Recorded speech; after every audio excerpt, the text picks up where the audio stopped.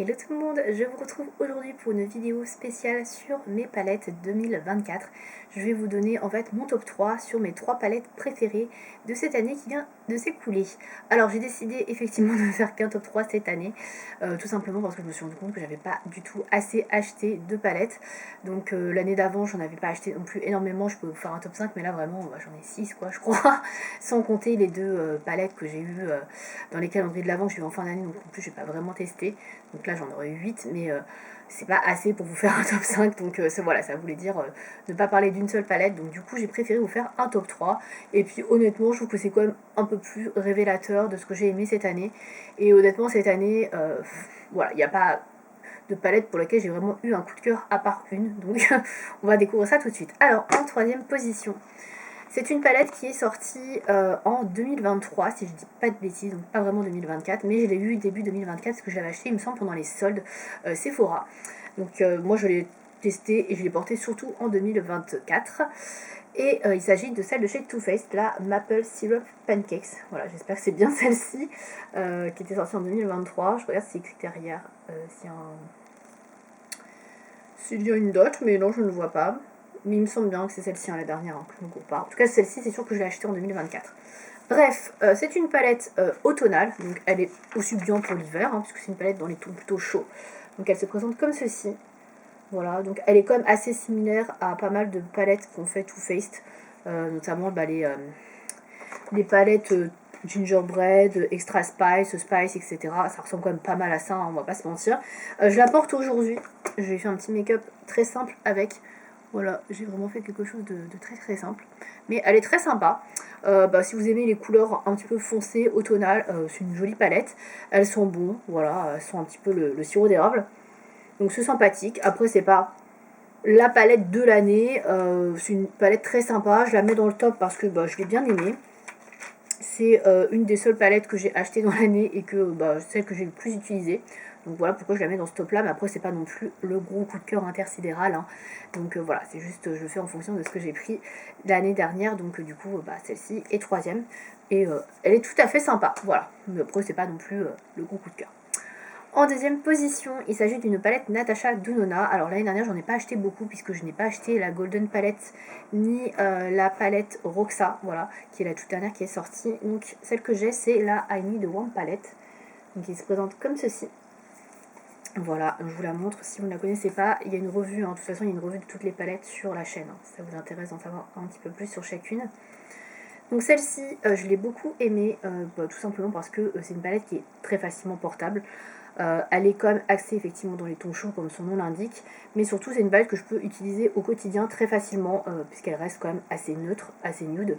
Juste elle a des tons, des sous-tons dorés. Voilà, c'est juste ça qui change.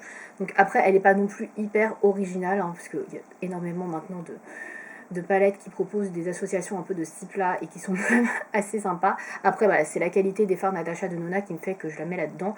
Et surtout, voilà, c'est une palette qui se marie très bien avec les iris un peu clairs comme moi, ou même n'importe quel type de toute manière. Mais je trouvais qu'elle était plutôt sympa. C'est une palette que j'ai beaucoup aimé utiliser et que je trouvais très jolie. Puis c'est la seule Natasha Denona que j'ai pris surtout, donc c'est celle que j'ai vraiment le plus aimée cette année. Donc écoutez, voilà, du coup je la mets en deuxième position. Et sans plus tarder, la vidéo va être assez courte, je pense que vous aurez pu le remarquer.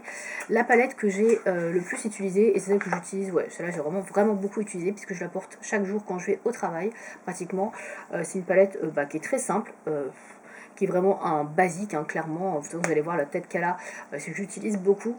Mais c'est une palette qui est très bien pigmentée, qui est très facile à porter et surtout c'est des fards qui se mélangent bien, qui se travaillent bien quand on est pressé le matin. Donc du coup forcément la première c'est la palette de Make Up by Mario. Donc c'est celle-ci. Donc c'est la Master Matte The Neutrals. Voilà, je vous montre les références derrière. Voilà, donc c'est la deuxième qui est sortie, c'est celle qui est dans les tons chauds. Parce qu'il y en a une qui est dans les tons froids. Donc c'est celle-ci. Voilà, et donc vous pouvez voir qu'elle n'est pas très propre. parce que j'utilise beaucoup. Voilà, donc celle-là je l'utilise vraiment depuis que je l'ai, j'utilise quasiment tous les matins, quand je vais travailler, c'est cette palette là que j'utilise. Donc c'est une palette entièrement de mat, je pense que vous l'avez remarqué. Du coup, une palette neutre aussi, nude. Et du coup, elle est très très facile à utiliser puisque les fards se mélangent bien entre eux, ils s'estompent bien entre eux. Et puis surtout, quand on est pressé le matin, voilà, c'est des fards qui sont facilement travaillables, estompables. Et du coup, c'est super rapide de se maquiller bien et de faire un maquillage très joli avec ce genre de palette. Alors après, effectivement, il n'y a pas d'irisé. Donc moi qui adore les irisés, bon après ça me dérange pas plus que ça pour le bouffe, comme je vous dis, j'ai pas trop le temps de prendre pour me maquiller. Mais elle est vraiment très très jolie. Il y a un fard beige blanc qui est très bien. Vous avez un fard noir pour faire tout ce qui est liner. Le liner, le matin, je fais avec ça. Vous avez un fard marron très foncé également si vous voulez pas faire un truc trop foncé. Vous pouvez faire un ras de cils, ça aussi je l'utilise très souvent. Vous avez du gris foncé, vous avez un marron un peu intermédiaire. Et après, vous avez toutes les couleurs qui sont ici qui sont un petit peu intermédiaires. Donc les couleurs les plus claires, les couleurs intermédiaires, franchement elle est très très bien composée. Je trouve que les fards de transition sont bien. Voilà, on peut avoir des sous-tons un peu plus marronnés, un peu plus rougeâtres, voilà, un peu plus cuivrés limite. Et voilà, on a vraiment quelques sous-tons. Après voilà, ça reste dans les tons chauds. Donc il faut aimer les tons chauds, c'est sûr. Mais voilà, je trouve que c'est vraiment une palette go-to. Il y a tout ce qu'il faut, elle se suffit à elle-même, il n'y a pas besoin d'aller chercher dans une autre palette ce qu'il faut. Et si on a besoin d'un noir ou d'un blanc ou d'une couleur de transition, il y a tout ce qu'il faut. Donc ça c'est vraiment top. Moi c'est vraiment ce que je recherche le matin, d'avoir tout sous la main et de ne pas avoir à ouvrir 2-3 palettes pour aller chercher une touche lumière, une fard de transition ou encore un fard un petit peu pour un petit peu assombrir le coin externe. Donc là voilà, j'ai vraiment tout sous la main et du coup je trouve ça hyper pratique. Voilà.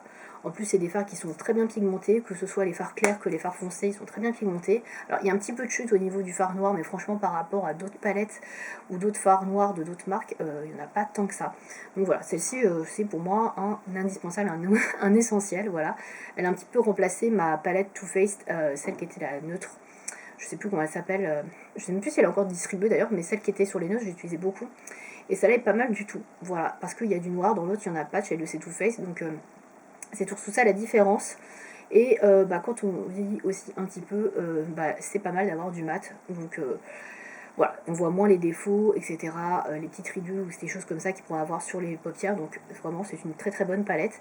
Et franchement, je vous la recommande, ou je recommande en tout cas les palettes de la marque Makeup by Mario. Je testerai bien d'autres palettes, mais celle-ci, franchement, ça a été mon coup de cœur et la révélation de cette année. C'est celle que j'ai largement vraiment le plus utilisée, clairement, dans tout ce que j'ai pu vous montrer et dans toutes les palettes de ce top. Voilà. Donc c'était pas un top hyper long, hyper voilà, fourni, mais voilà, c'est vraiment ce que j'ai utilisé. Comme vous pouvez le voir, c'est vraiment des choses assez neutres, que ce soit la première palette de Makeup by Mario ou la palette Natasha Denona, on reste vraiment dans les tons assez neutres. Là c'est un peu plus estival, on va dire. L'autre c'est vraiment pour toute l'année, et puis on a des couleurs un peu plus sombres, etc. Pour plus la période, on va dire automne-hiver, mais qu'on peut aussi utiliser pour les soirées par exemple. Voilà. Donc c'est tout pour les palettes. J'avais acheté d'autres palettes, là, notamment la Ice Nude de Huda Beauty, mais je ne l'ai pas aimée plus que ça, je vous avoue. Elle est sympa, mais je trouve qu'elle ressemble encore beaucoup à ses anciennes palettes qu'elle a fait, les grandes palettes. Donc il n'y a pas eu de coup de cœur.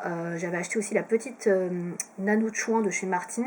Je ne l'ai pas mis dans ce top parce que je l'aime bien. Elle est assez complète aussi, mais je crois que c'est pas une palette qui est sortie cette année, pas vraiment une nouveauté. Donc du coup j'ai pas voulu la mettre dedans. Mais c'est vrai qu'elle était pas mal, elle aurait pu être quatrième par exemple de ce top, mais voilà. Je l'ai pas utilisée tant que ça non plus. Et je crois que c'est tout. Après j'avais une autre palette Too Faced, mais je n'avais pas aimé plus que ça. Voilà, c'est vraiment celles qui m'ont marqué le plus cette année et que j'ai préféré. Donc voilà pour ce petit top 3. Donc n'hésitez pas, si vous avez testé ces palettes, à me dire ce que vous en pensez. Et n'hésitez pas aussi à me partager, pourquoi pas, votre top 3 des palettes que vous avez le plus utilisées et que vous avez le plus aimé en 2024. Voilà. Merci beaucoup de m'avoir regardé. À bientôt.